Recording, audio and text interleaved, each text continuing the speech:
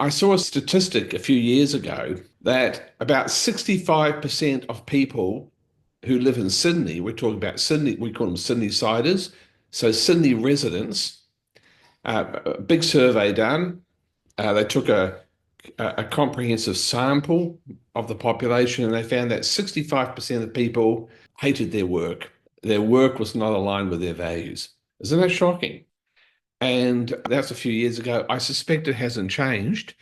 And I have what some people call intuitions. I would call it suspicions. I have a suspicion it's probably occurs in other cities and other countries as well. I don't think it's a peculiar thing to do with Sydney, Australia.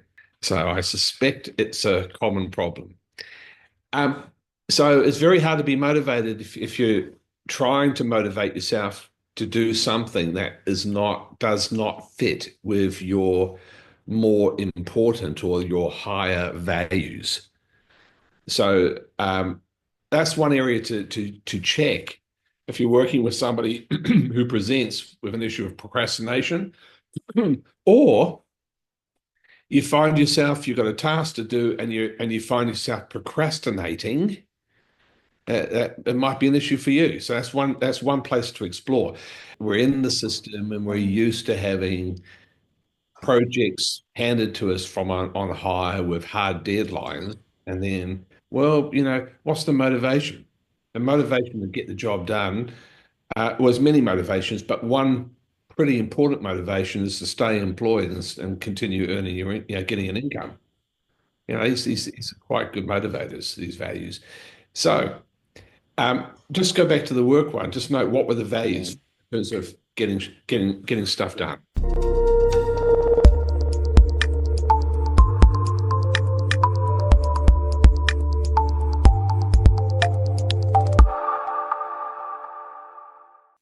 Hi there, welcome to the replay of our after hours discussions with professional coaches.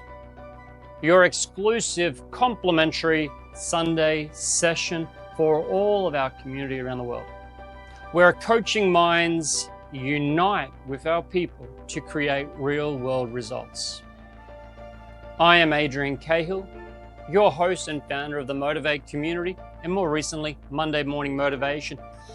As a global trainer in NLP, Neuro-Linguistic Programming, coaching, and hypnosis, this weekly gathering brings some of my colleagues from trainings, my fellow students and coaches all together in one place where we can discuss, share, help change the world by delivering free, quality information that's here to help you transform.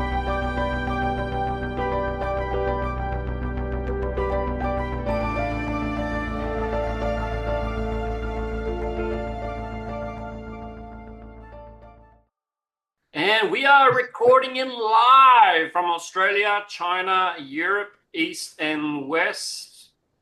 And we'll see who else drops in as we ease in. Hey, God, I think some of you know Chris Collingwood. I worked with an NLP trainer back in 2013. It changed a lot of my life. And out of my natural curiosity, it was, where has this trainer learned his skills from? And he learned it in the UK and in the States. He learned from some of the best, but he also learned and worked with Chris Collingwood. And even one day while I was with my trainer, we took a couple of photographs, which you can see on Chris Collingwood's website, nlp.edu.au. So I knew Chris since about 2013, but it was only the last 3-4 years I've really gotten to know Chris. I actually jumped on his training. Even though I'm a full NLP trainer, I jumped on his training and went through the whole lot with him. And I got to say, despite being a trainer, 20-30% of what was on the graduate certificate, I have not seen in anywhere else in the world. Almost anywhere else, because there was a couple of little snippets, like Tony Robbins on stage shared one little tiny thing, and I realized, and that's on Chris's program. Tony Robbins shared like a sentence of it, where Chris shares the whole lot of it. So if you want to expand your NLP to a whole new level and also get a world recognized, a complete full credential, the grad certificate is well worth a look. That website is nlp.edu.au. And if you if you're using ChatGPT, ChatGPT is now extensively using Chris's website as it's a EDU government recognized website. And I also noticed, Chris, that when I was looking and using ChatGPT for NLP a year ago, it wasn't delivering the best results. I would ask it how to do things like anchoring, and it would just give me the usual hog smosh, and it wasn't telling me more of the truth. Where now when I ask it questions, it's giving me more accurate answers, and often in the references, I see your website there. So congratulations, being ChatGPT's preferred NLP source of information. Yeah, thank you. And part of the reason we developed our postgraduate program, and when I say postgraduate, it's a proper government accredited postgraduate qualification. So the one of the entry levels, one of the entry requirements is having a bachelor's degree.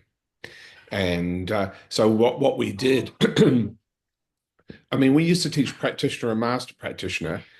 And when you look at a lot of practitioner and master practitioner programs, the order and sequence of various NLP patterns have gone into these programs, these practitioner programs, based on history. So when a particular NLP program process was developed, so what people were doing, there'll be a new development in NLP, then they'd tag that on to the end of the NLP practitioner training or their master prac training. And so we were concerned that programs were getting shorter and shorter and shorter, and a lot of essential patterns were not being taught. So when we designed our graduate program, we designed it from first principles. And rather than having the traditional sequencing that you would find in many practitioner trainings, we resequenced everything. And we did it by, well, what's the most, for example, we kind of designed a program from the end back to the beginning. And we've made sure that the essential stuff is in the first unit, of course. And for example, we teach practitioner training as a second topic on our program, because even though it wasn't developed until 1986, so some people's programs has kind of been tagged on later, because it's a fundamental set of patterns that you will find built into most NLP processes if you were to examine it, a standard classic code NLP program such as Change Personal History. You'd find that implicitly part of what makes that Change Personal History format work, it's implicitly using first position and third position. So we just redesigned the whole program from scratch in terms of how to sequence patterns so that people got the key foundational stuff early, upon which everything else is built. But anyway, enough about that. Welcome. Let's kick off. Tonight we're going to talk about procrastination. So I recognize that some of the people here I happen to know are NLP practitioners, well done, and master practitioners. So I've got a question to begin with for anybody who's done a practitioner or master practitioner program. And here's the question. So take the word procrastination. So what do you know from, if you think about grammar, but the type of grammar, really transformational grammar, that is the foundation for the meta model. So if you think about the meta model, what grammatical form is the word procrastination? Shun. There's an ION at the end of it. Shun. If that's not a good clue.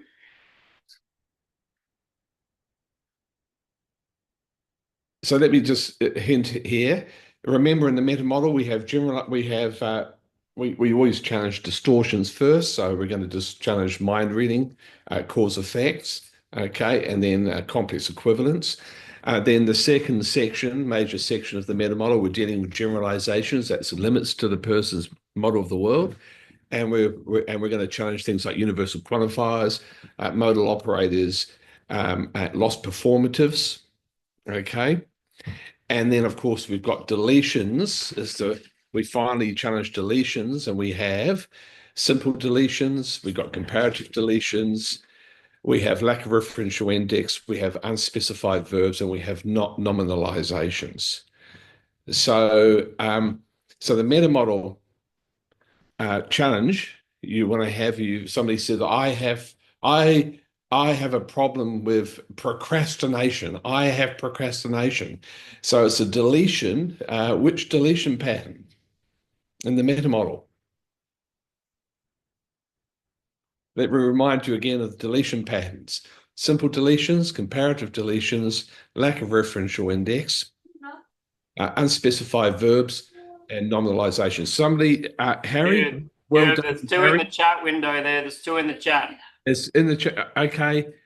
I just saw Harry's popped up. Nominalization, also And Darko, and well done. Okay, and of course, Adrian, as a trainer, I know you would. Darko and Harold get to keep their certificates. Okay, there we are. So what do we do? So what's going on when you encounter nominalizations in a person's sentence? So first of all, let's compare normalizations such as procrastination, depression, recession, and so on. If you compare that to, let's say, concrete nouns, so let's say some concrete nouns, tree, okay, watch, smartphone, heater, okay.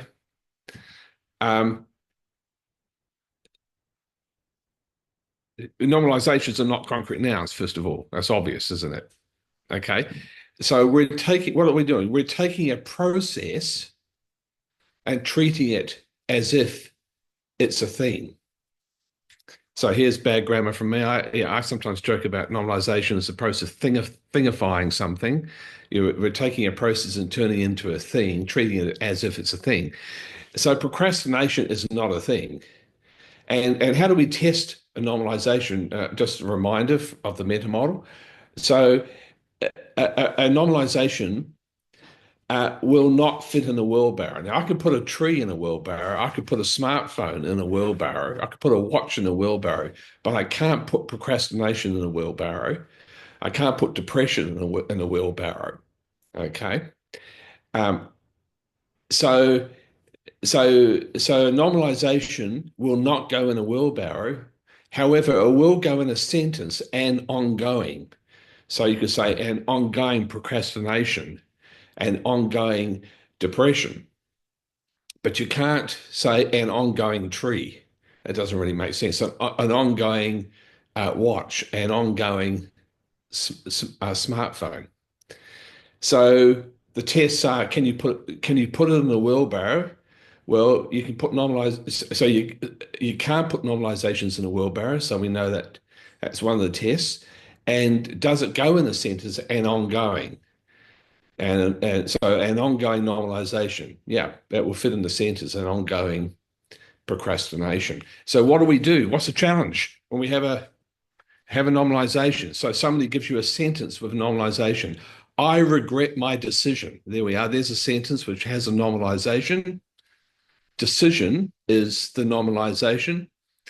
How would you challenge that? So could somebody give me a challenge? I think this is the opportunity where we can start to explore more about the meaning of the word he's using. Yeah, so we that's right. So if it's a process that's treated as if it's a thing, so we're taking a process and treating it as if it's an object or a thing, we want to turn it back into a process, don't we? So I regret my decision. Okay, so what did you decide? Okay, or what my favorite. Actually, if somebody said to me, "I regret my decision," I'd say, "Well, what stops you from re-deciding?" So deciding. we've taken decision and now we've got it back into a verb form, deciding, a process. So the thing about normalizations is when the challenge, we want to get them back into a verb form, a process. So verbs are about processes and actions as opposed to a normalization. And so if we take the word procrastination, so first principles, this is the way I think about working with procrastination. So from first principles, I want it back in a verb form. So I want to find out how the client is procrastinating. I want the process. I want to find out how they do it.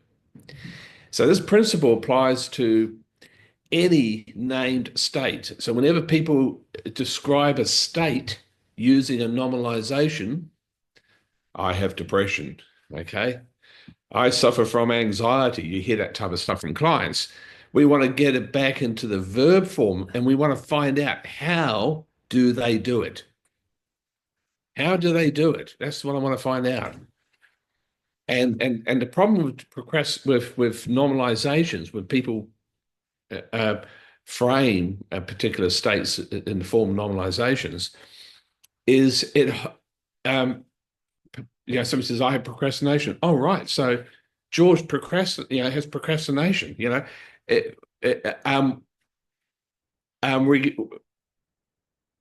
We're not getting how they do it. And so the key is we want to find out how they do it. And if we know how they do it, that will then suggest what's the appropriate set of NLP patterns to change the pattern of procrastination, how they procrastinate. We want to change that pattern. Does that make sense? So that's how I operate from first principles. We want to get into the verb form, find out how they do it.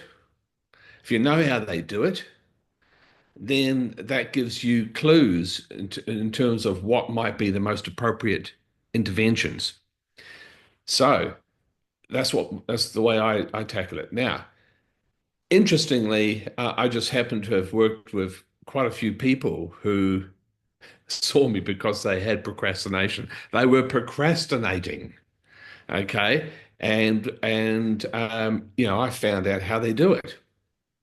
So now, I'm going to offer a couple of different ways that couple of typical types of issues people have that you typically find when examining somebody who has a problem with procrastination. However, keep in mind, each person's an individual. You want to find out how the person you're working with does it. Okay, so they might be doing something different to what I'm going to describe. But in terms of generalization, one type of issue a person has is they're procrastinating in that their outcome, whatever their outcome is not congruent with their values. So if I ask you to do something and it's not congruent with your values, then I would hope that you wouldn't do it. You probably wouldn't do it. Okay. Now, so a person has a task to do. It might be in the workplace, could be, or it could be in their business. First thing you want to make sure is, is what they're doing, is that aligned with their values? That's one possibility, because there may be a mismatch between the person's values and what they're trying to do.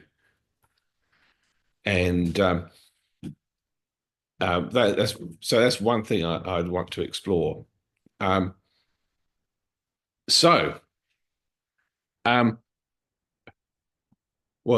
why don't we just talk about how we might deal with that? There's another major way people procrastinate when it comes to that in the moment.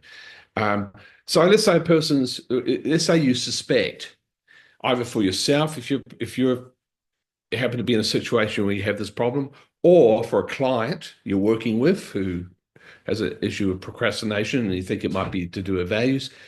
Any ideas what you might do?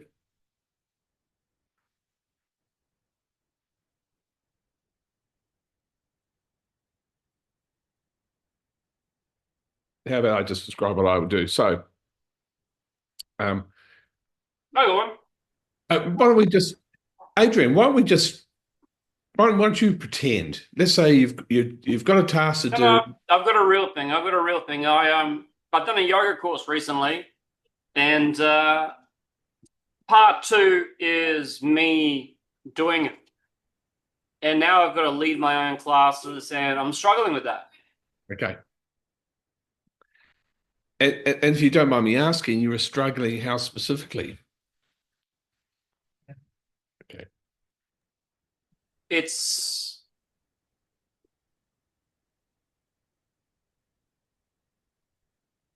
too much is on the plate, so I'm not doing it right now. Okay, too much is on the plate. Okay.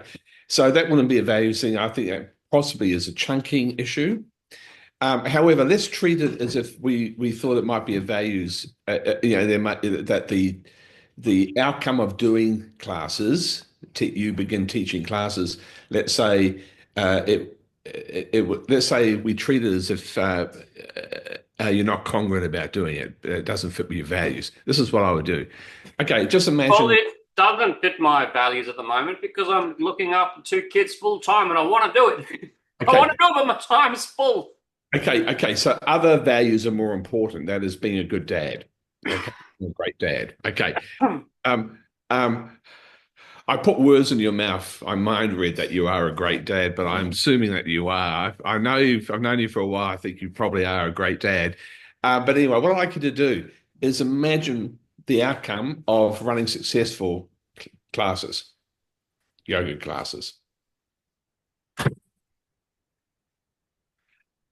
Now, for the demonstration, we will do it with content, so that way people can follow.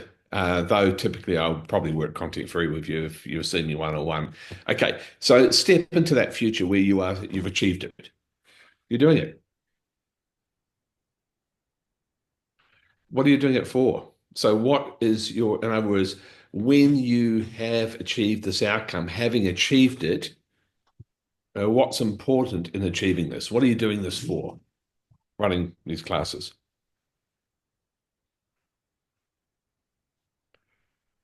It's for me to increase my flexibility. Okay. Are you talking about psychological flexibility? You're talking about physical flexibility. Physical, and it's so I take my whole physical more serious. Okay. So your physical flexibility is important to you. Yes. Good. So imagine a future where you have your flexibility and you're maintaining it. So imagine you've got that intention met, in other words, you've got that flexibility and you're maintaining it. Hey, when you have that, what's important in having that? In other words, what do you want this for? This flexibility for? It's so as I get older, I maintain the ability to kick a ball around, Good. run around, Fantastic. and I want to be really, like an old flexible dude that can put his legs up. And it's funny, I don't have images of me leading classes. Yeah, there we are. So, okay, with that in mind, now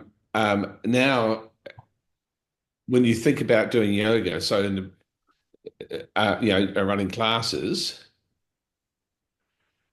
that is one way that will support you developing physical flexibility, and even more importantly, through time into the future, maintaining flexibility as an old dude, he can put his legs up high and all the rest of it, right?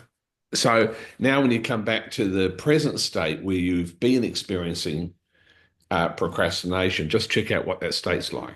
It might still be there, of course, but we're just going to recheck in on the present state.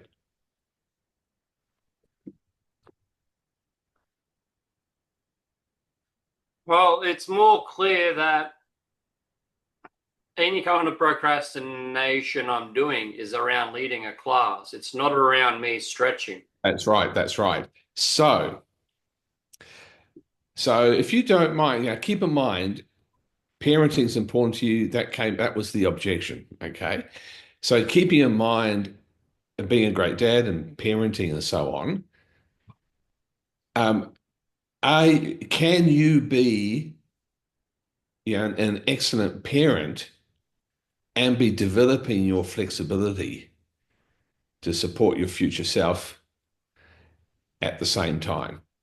Yes. Good. So in terms of doing that, I'd like you to start to consider what are the many ways you could do that. Mm.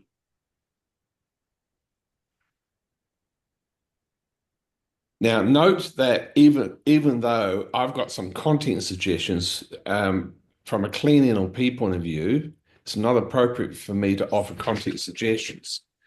What's important is Adrian finds his own solution, because when Adrian finds his own solution, he owns the solution. And I'm already thinking about just going to a particular place where I might run a class, but just going there when I feel like it and just doing my own thing there. Yeah. Yeah. So in terms of your busy schedule, parenting, and of course, running your business and all the other things you do, as you envision yourself over the next few weeks, are there times when you could just very comfortably schedule that in? There's times at the moment where I can just go and do it, but it's a bit hard scheduling it in while I've got them full time. Okay. So in other words, you've got a way of recognizing when you've got the time. Yeah, and I'll have the time to actually lead a class or whatever. I'll have that time in about a week. Okay. Okay. So so leading a class is just one option of a number of options you have. Yeah, and that's where I'm procrastinating, but I'm seeing it's very hard for me to lead the classes, but the greater intention of improving flexibility, I can do that.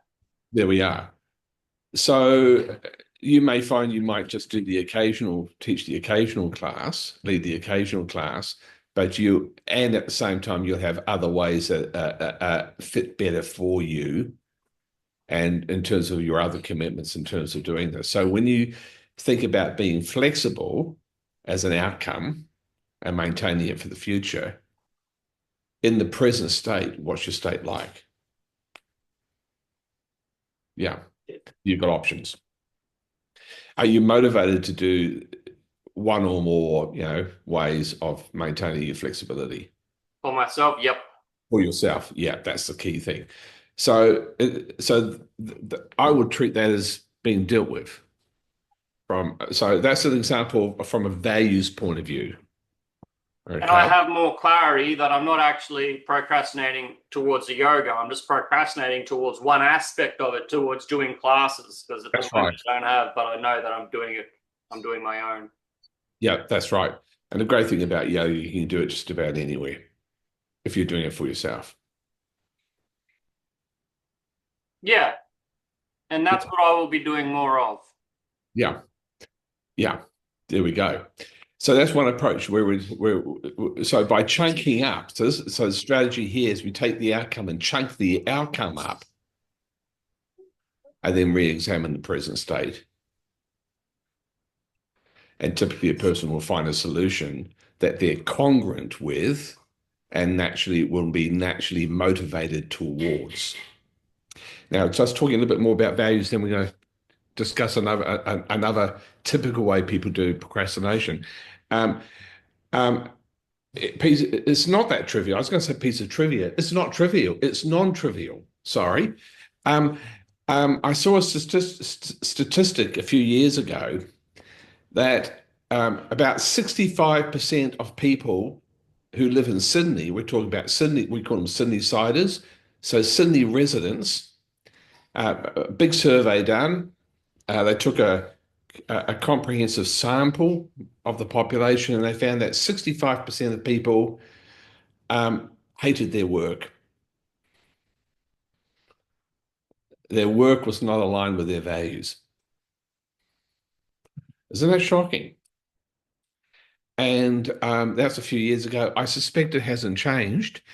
And I have what some people call intuitions. I would call it suspicions. I have a suspicion It's probably occurs in other cities and other countries as well. I don't think it's a peculiar thing to do with Sydney, Australia. So I suspect it's a common problem. So it's very hard to be motivated if you're trying to motivate yourself to do something that does not fit with your more important or your higher values. So that's one area to check if you're working with somebody who presents with an issue of procrastination, or you find yourself, you've got a task to do, and you find yourself procrastinating. That it might be an issue for you. So that's one place to explore. Any questions about that before we move on to the other common approach with typical thing I think with people who have? Yes, Jay. Hey, Chris, if I may, it's interesting now your use of the words you're procrastinating, and what I've said there, to me, it's taking an action. So when you're doing it, if you're procrastinating, I'm very fascinated by the link of it being a substitution instead of doing the action. And what you're saying is the background and the values, Yeah. but the actual mechanism is, as I said, it's putting something off till tomorrow. Yeah. Now, I have someone and myself both. Yeah. I've noticed I've been doing this more and more because I don't have the pressure on of a deadline. So I just wanted to bring that theme in there, that it seems to be like an action that you take because you don't want to do the other action. Okay. So we can still treat this from take a values approach with this, Jay. So for example, if you have you got examples from your personal history where you got stuff done? Okay, let's talk crudely. Let's use Okay. American language, or we talk this way in Australia too. Actually, this is more Australian, where you get shit done. Okay, that's a lot of Australians talk that way, getting shit done. So think of an example when you were in some employment example where you're an employee, your boss gives you a task or a project. I want this done by whenever. Gives you a deadline, hard deadline. By the way, it has to be by that time. There's no, it's a necessity, modal operating necessity. You've got to get it done on time. Okay, and remember what it's like in terms of your state, your present state when you begin the project. And the question is, based on what you said before, I'm hallucinating that you're probably motivated to do it. That you're not procrastinating. Is that correct? Yeah, that would be right. Good. Yeah. Good. Now contrast it. Are you self-employed? Are you? Yeah. Self-unemployed, I describe. Okay. Look, I sometimes say provocatively to people procrastinate. Sometimes say, never do today what you can put off You can do it tomorrow. Okay.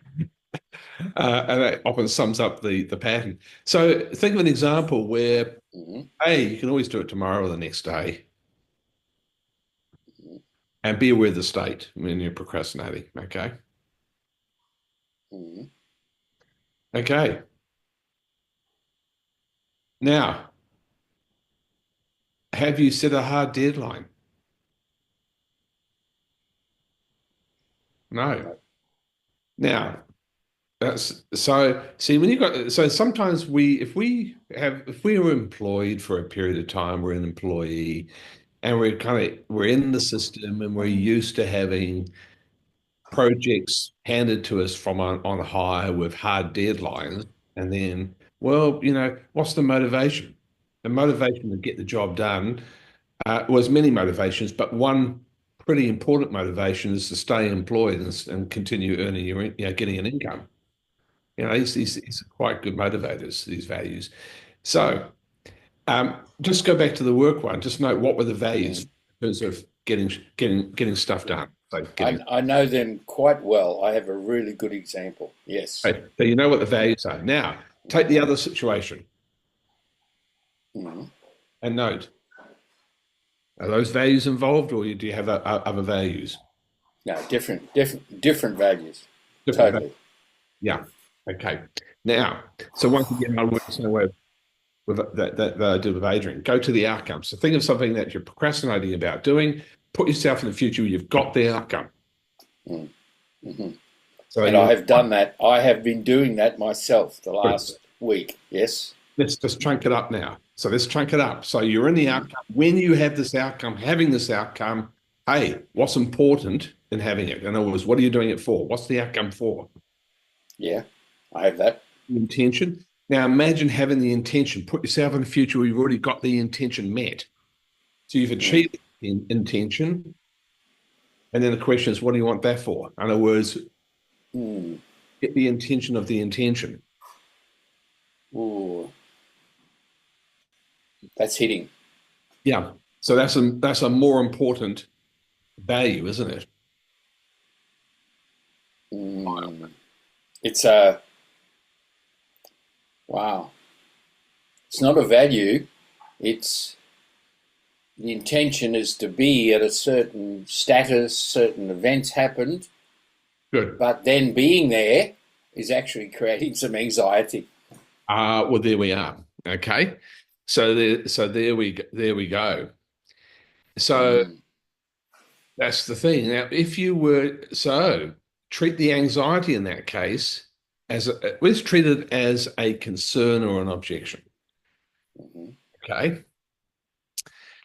So really, the part of your unconscious that's generating that anxiety, what is the intention for the anxiety?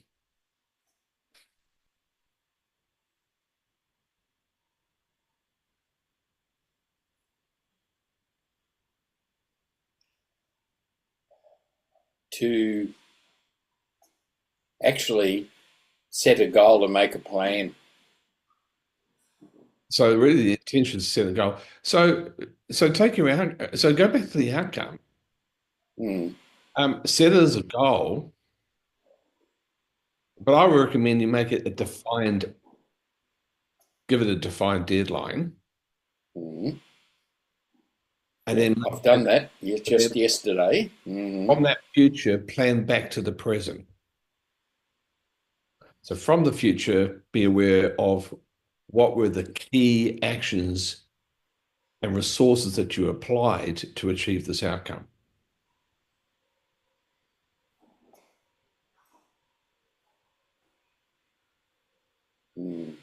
So do you have a path from the future back to the present? I do. Okay, so now be back in the present with that clear path before you.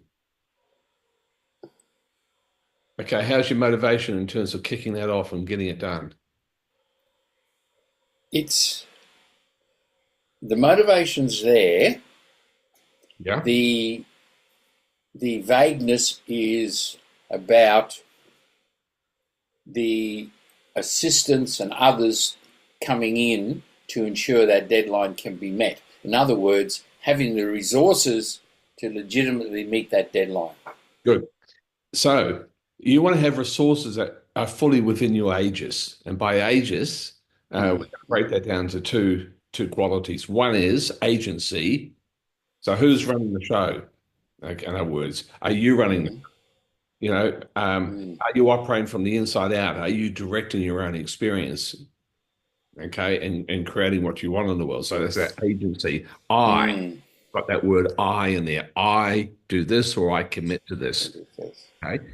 So that's agency. And the other is influence, your ability to influence other people and the context to create the conditions that where you elicit the support that you want to be able to take those steps in a timely manner, in a systematic way that will get you to that outcome. So part of the plan is agency and influence. And so now you might break it down. So if there's a number of people that you need to get on board with the project, or need to influence and support the project, you take one person at a time and you set an outcome. This is an outcome within the bigger outcome. So, so a I've just small written down the word milestones. milestone. So a milestone, or we call it a sub-outcome, because that resource is a sub-outcome. So getting that one person on board,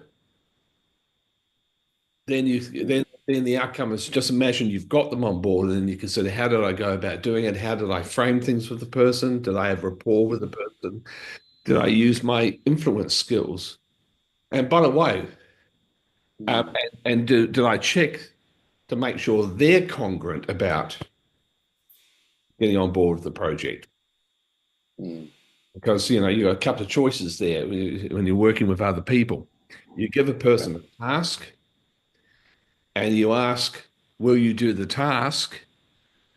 And what I'm looking for from the person is a yes that means yes.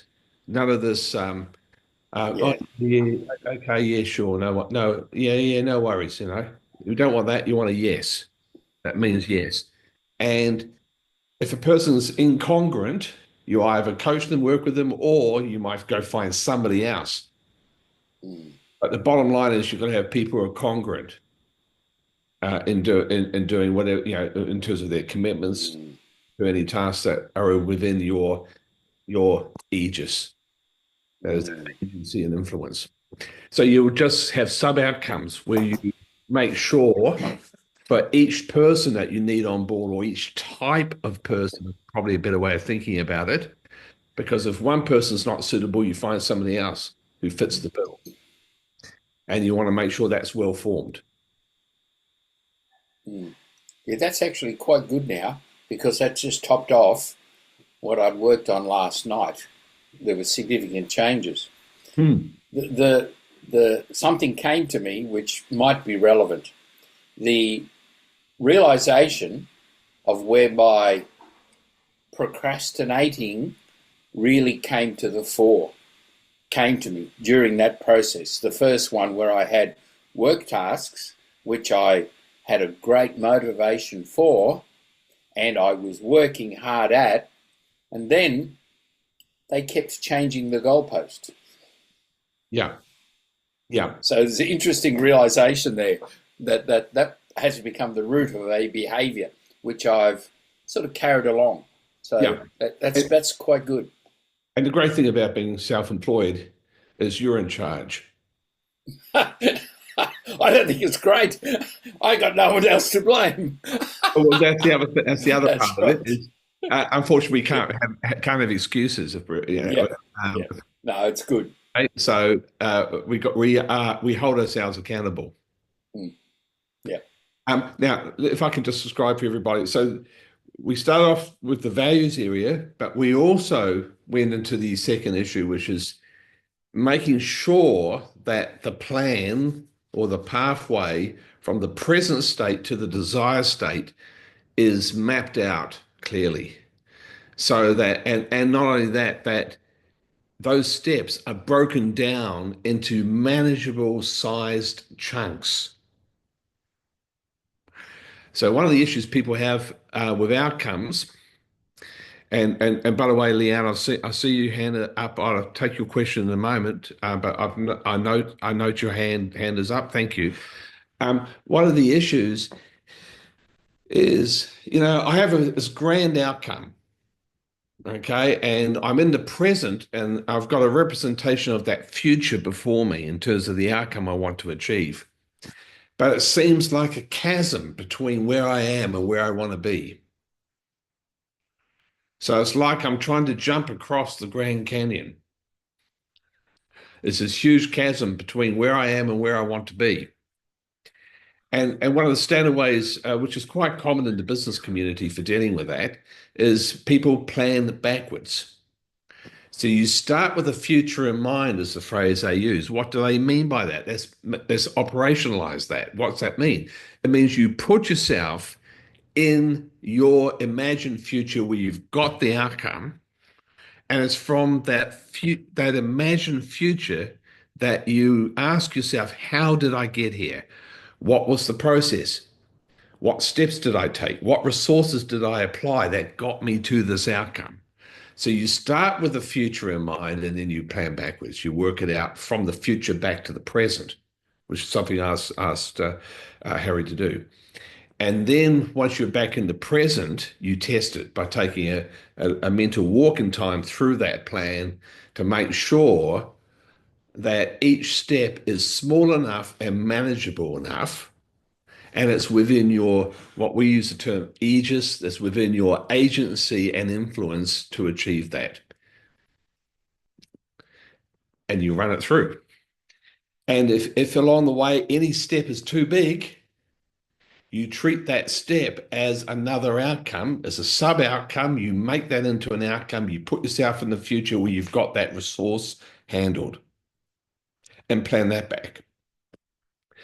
And so we're breaking it down. We're chunking down the steps into small, manageable tasks. And then it's just a matter of one task at a time. And that's how you get, that's how, as they say, how you get shit done, as they say. Boom! You made it here! Good on you. Make sure you click the subscribe button below and check out the playlist at the end. If you'd like to come along to our Sunday sessions where we host a live, free Q&A for our students and members, you're welcome. I'll see you there.